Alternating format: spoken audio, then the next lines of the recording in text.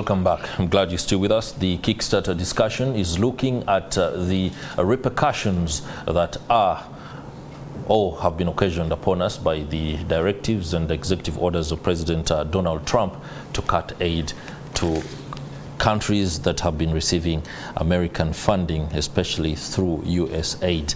And we're also trying to come to terms and find what could be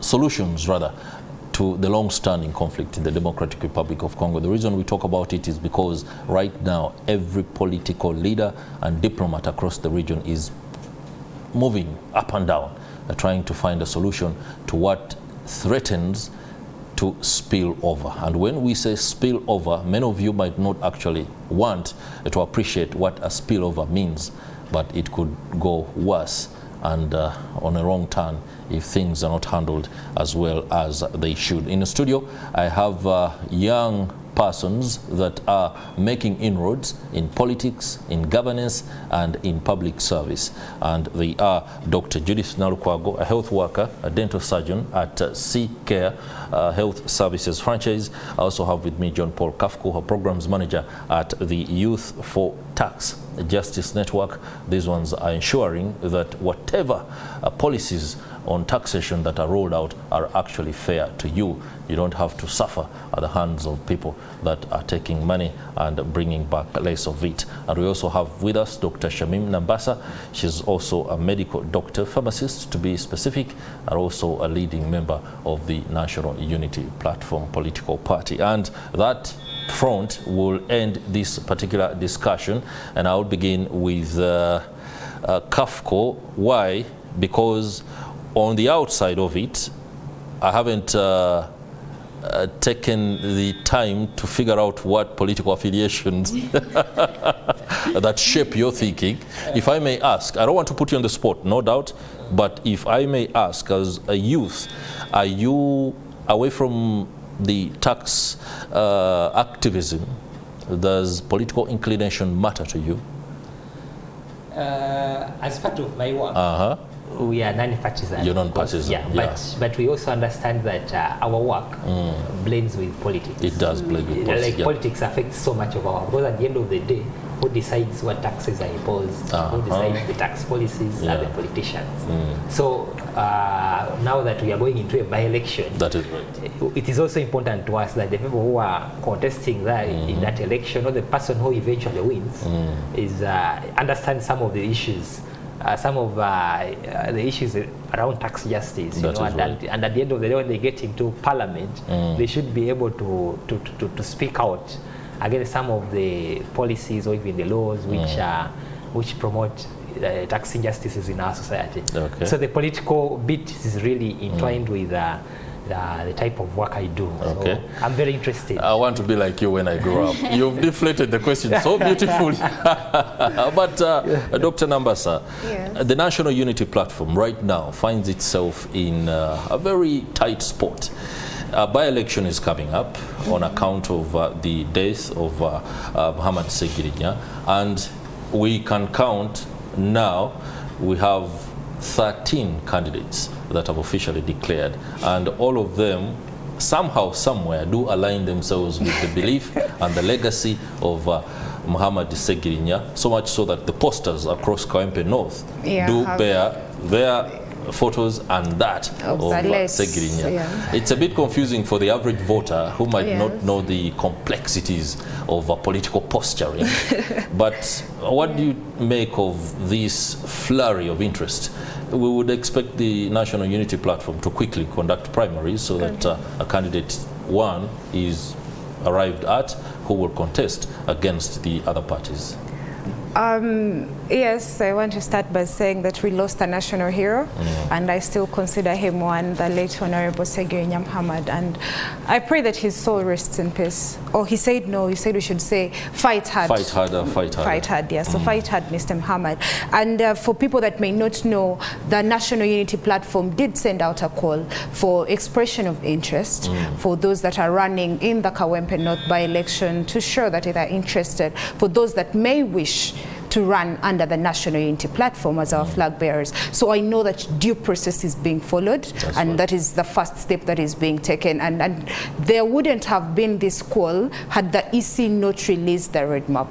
So it then means that whatever we're doing had to depend on the Electoral Commission and what they've released. But that is good progress. That is good progress for them to be able to call for expression of interest. And I do know that at the end of the day, we are going to have, you know, expression of interest. There's going to be due process. There's going to be voting. There's going to be conversations, debates of the sort, and different ways for the party to be able to scrutinize and end up having one flag bearer whom we expect to represent the National Unity Platform in the race. But then also, I think it is time for us to have conversations about the Elections Parliamentary Act. And we have 6 months, you know, we have less than 6 months to the next electoral period. But can we talk about this electioneering and the resources that are going to be spent in this by-election? Can we look at alternatives? Or maybe can we amend it to have at least, if there is a year maybe, then we can have. But then if there is a period of a year, we have local government councils, we have a woman member of parliament. So these people should be able to fill in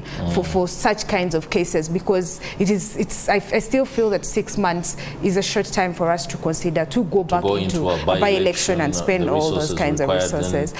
After that, we again go back into another election. So it's maybe something that needs to be looked into. And would the amendment, what would be your suggestions for the amendment? I would suggest that maybe we increase that to a year. So you can have a year, and within that, if there is still a year, probably, because now I know that the Act says if there is still 6 months to the next election, we can have a by-election. So if we can increase that to at least a year, I believe that in that 1 year, we have a woman member of parliament, we have local councils, they can fill up for the space.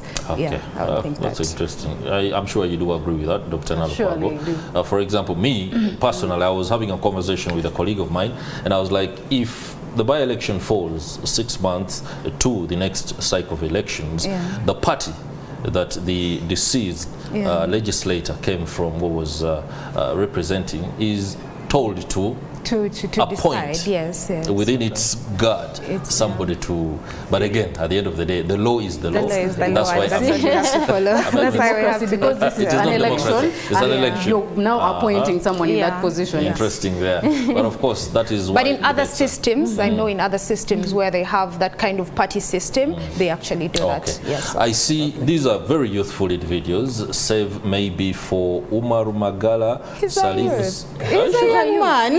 The young man.